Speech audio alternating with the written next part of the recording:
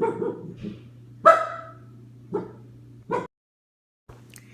evening, good evening. Welcome to tonight's Periscope. Welcome to Let's Talk About the Unspoken with your sexuality expert here, Denise Costa.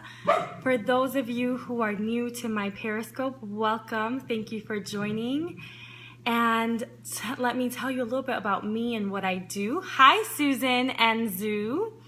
Hi, how are you? Welcome, Trust God 323. Yes, thank you for joining. Thank you for joining Chevy 8. Thank you for coming on tonight. Paul, thank you for joining. Thank you everyone for coming on. Brand new from earlier. Yes, hello Chevy. What's your name?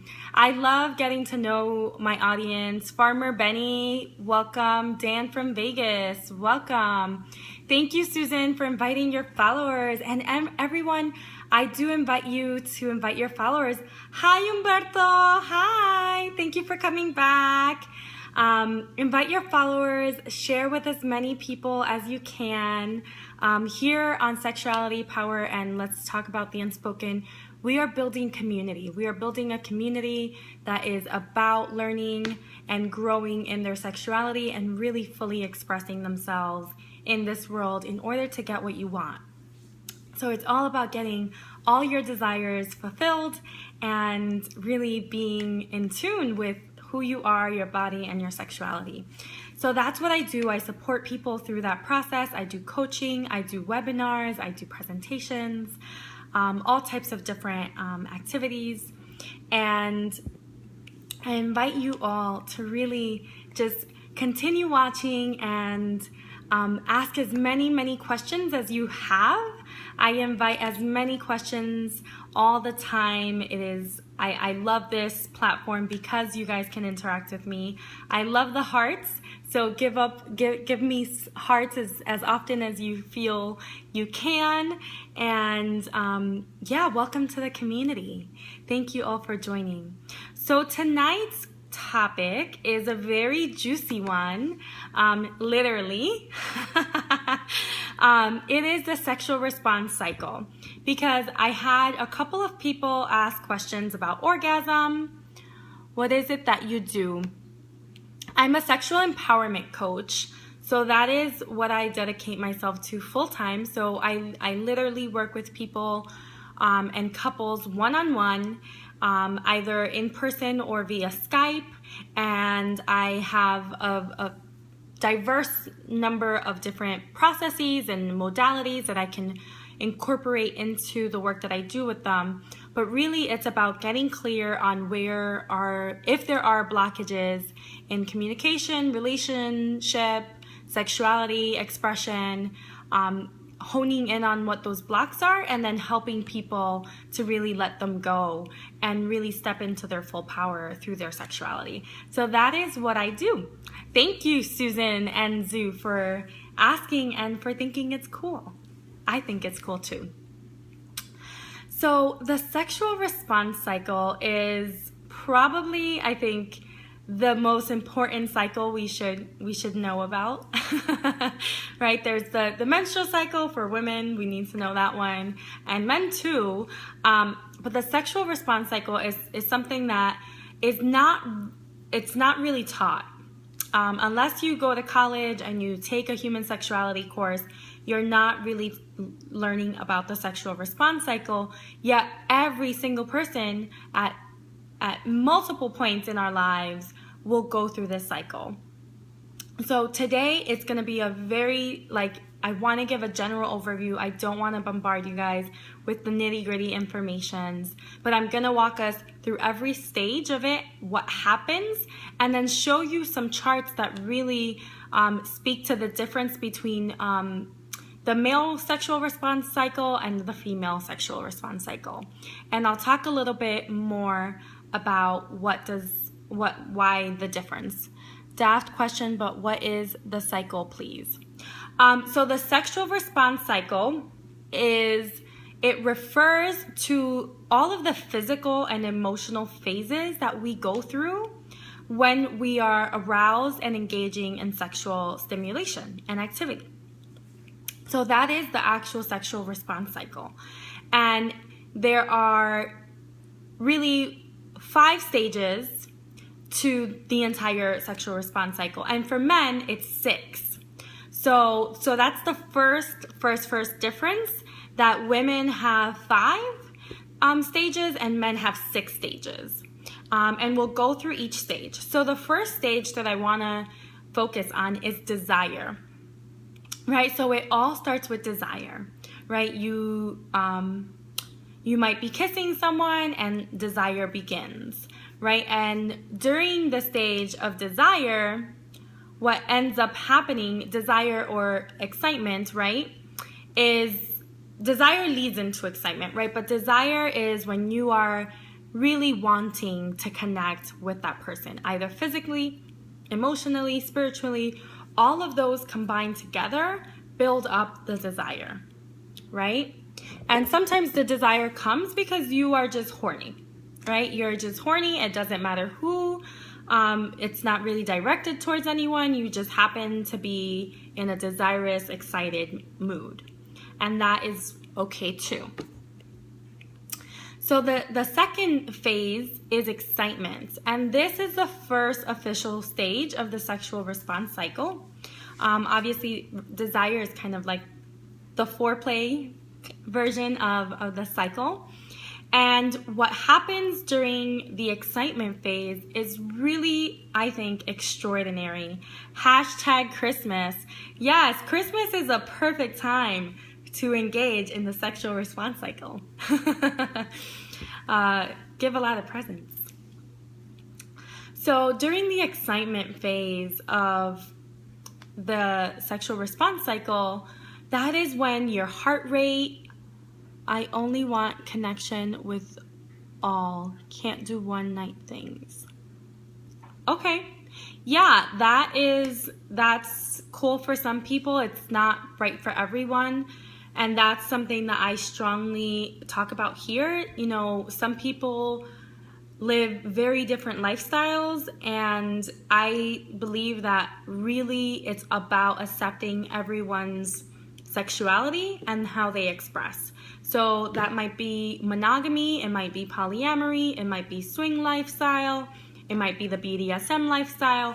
Whatever your sexuality encompasses, it's really about just accepting your own and others. And I think that's where our society as a whole struggles, is often, you know, we're okay with our own sexuality, and even that might be repressed in some ways, but we're not okay with how other people are expressing themselves, right? We see this with like the queer community and like the LGBTQ community, lesbian, gay, bisexual, trans. There's a lot of like opinions about their lifestyle and their sexualities, when really we really here, at least on this channel, we are embracing everyone's sexuality, and whatever you are embodying, we accept you. So thank you for asking that question. Okay, so excitement.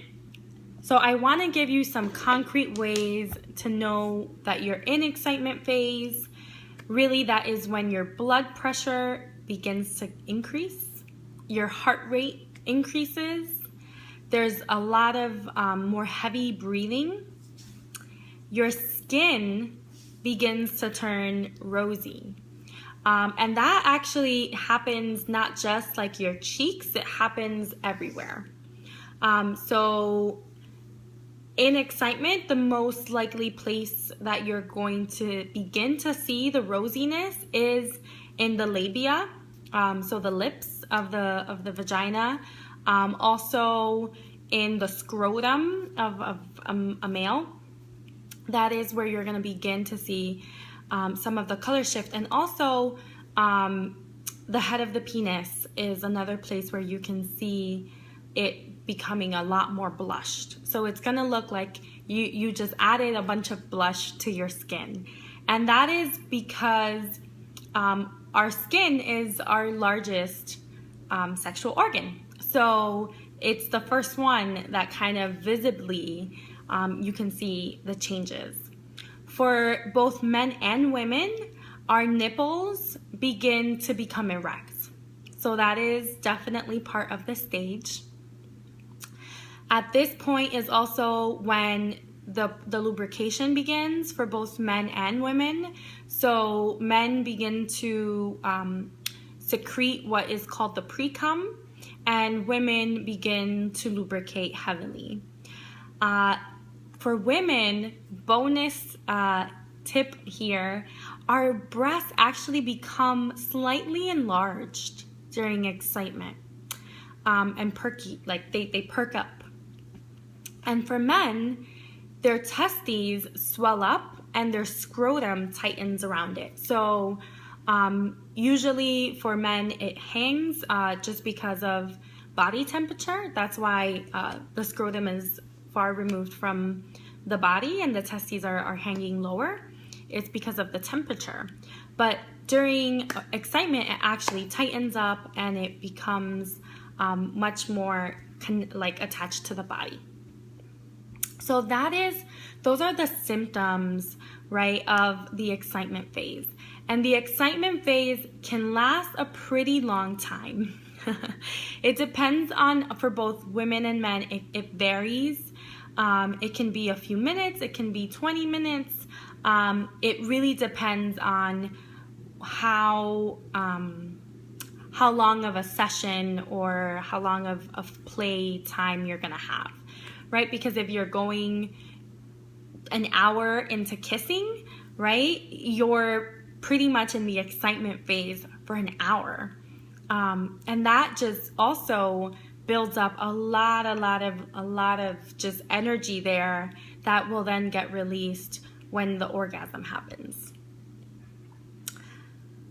Okay, so the second phase is plateau. And this is where the largest gap between male and female sexuality lies. What's the average time to finish sexual intercourse? Great question, Chevy. I'm going to talk about that in just a minute because this stage, plateau, is pretty much where there's a difference between males and females because it has a very stark difference for both. So to answer your question, male sexuality, from beginning to end, a man can orgasm in as quick as 3 to 5 minutes. That's the average. That's the most up-to-date average that I found. And I'm always doing more research and reading and things like that. So every couple of years, the average kind of changes, but right now it's 3 to 5 minutes. For women, the average, from start to finish is 20 minutes. Now, I want to really emphasize here that those are the averages. So it's very, very normal for women to take up to 40 to an hour.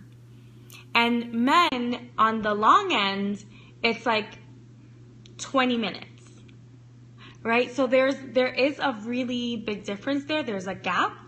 And that is one of the reasons why there's a lot of confusion when it comes to sex, because it's like, well, I'm ready to have an orgasm. That might be what the guy is thinking and saying and experiencing physically. It's like, I am ready. And the girl's like, I'm still in excitement phase, or I'm still in plateau. And I mean, she's not saying that, right? Because we're not familiar with these words, but that's where she's at. She's like, I'm not fully ready to have sex. And he's like ready to have an orgasm. So you really want to make sure to take this into account, because it does make a difference when you do take this into account. I do want to just kind of explain the plateau phase. The plateau is really where the sexual excitement, it just grows and grows and grows. And your muscles begin to tense. You might feel mini spasms like in your feet, your hands, or your face. Your heart rate does continue to kind of elevate, your blood pressure elevates, your breathing rate becomes much more heavy. And then for the clitoris at that point becomes really, really sensitive, and it gets a bit more pronounced. At this point, during this phase, it can sometimes even be painful to have clitoral stimulation. So you want to be careful during the plateau phase, because it is kind of that phase where it's a little more sensitive. The male testes withdraw even more into the scrotum, and the vagina becomes pretty dark in terms of all the flow is rushing, all the blood is rushing to the genitals. For men, a lot of blood flows to the genitals, and you have two main veins that's what makes your penis erect. So a lot of blood flow is going to happen, erection is going to happen. And for the woman, the lips can actually turn as dark as like a dark purple burgundy kind of color. So here it's kind of like a leveling off, right? The word plateau literally means like a leveling off.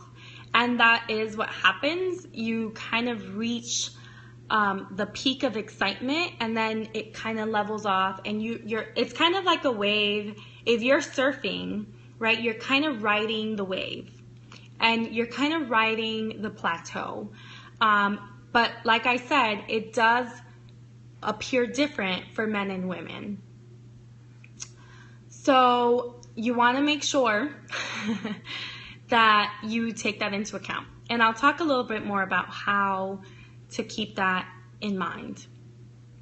So the next stage, not the last one, the next stage is orgasm, right? So you ride out the plateau, and then eventually you hit a point where it's like an explosion happens. It's orgasm. It's the climatic moment where the release occurs. And what does that release feel like, look like? What happens in our bodies? There's a lot of muscle contractions. So some people might physically convulse. Some people, it might just feel contractions in the vagina, the anus as well, and just like pumping in the penis. This is like really your blood pressure, your heart rate are at the peak of it. So you might even stop breathing for a few seconds, and like you're just very flushed. Your entire body at this point is probably flushed, just looking very, very rosy. And there can be that releasing of muscle tension. So I know a lot of women say that they kind of like tense up, and then there's like this huge release that happens. I like learning these things. Thank you, Chevy, for being on. I'm so happy that you came on tonight. I actually prepared the scope just for you because you asked about squirting, and I really think you need to understand the sexual response system to even begin to go into the realm of squirting. So thank you for coming on. Yes, thank you for the thumbs up. Feel free to throw up some hearts by tapping the screen if you're enjoying what I'm talking about. Yay to the hearts, yay. So that is orgasm, right? And really it's a release. There's different fluids that happen, that explode out of us. It has a different, it's not pee, right? Some people are like, oh, you're completely wet. There's a lot of liquids. It's a lot of lubricant, self-lubricant, and also when you orgasm, there's a releasing of fluids, and it has a slightly different chemical composition than your vaginal secretions or urine. It's more alkaline. So then as soon as you orgasm, you go into the resolution phase. And this is really like your body's just returning to normal. You might be a little sensitive. You're pretty much unexcited at this point once you're fully in the resolution stage. And then this is where it kind of differs for men and women. For males, right, and just I'm using males and men interchangeably, although not every man identifies as a male, and I just want to own that. But anyone with a penis enters a refractory period, and this is pretty much one significant difference, because males, for a certain amount of time, they are super, super sensitive and cannot be engaged in any type of sexual activity. So this is definitely different. A female can actually go straight from orgasm to refractory period to orgasm again. To resolution. Sorry, I interchanged those. I end up afterwards like sleepy, tired. Yeah, that is called the refractory period. It's really, it occurs, the length can vary, and it's very much a few minutes. Some people experience a refractory period, and this is less likely, for a few days. And it all depends on your age, the frequency of sexual intercourse or activity, other factors like hormones, if you already are diagnosed with some issues, heart disease or heart pressure, blood pressure issues, all of that can actually impact your refractory period. So that's the biggest difference. Men might just want to like completely shut down after sex, and a woman might be ready to actually experience like a bigger, deeper orgasm. And that's kind of when we have to really communicate. There's a big need there for communication. So I do want to show you the graphs of the cycle so that you can kind of see the difference. What's the normal amount of intercourse in a day or in 2 or 3 days? So there is no normal. It really depends with age, your sexual appetite. So my rule of thumb that I follow is, as long as your sexual activities are not impeding and hindering your well-being in your life, any amount is great, right? So, and also that you're happy with it, right? That you feel satisfied, that you feel sexually fulfilled. That's what matters. If that looks like 2 to 3 times a day for you, great. If that looks like 2 to 3 times a week, awesome. If it looks like 2 to 3 times a month, too. So really you have to go with what's right for you and your partner. And that's also where communication comes in, because you might be a 2 to 3 time a week person and your partner is a 2 to 3 time a month person, and you kind of have to meet somewhere in the middle. So really, that's really one of the key things here that I talk about is communication, because that's really how you're gonna get the amazing orgasms for both yourself and your partner, and really connect on a much deeper level sexually. So I want to just flip the camera so that you can see. I'm going to flip it this way. So this is the male sexual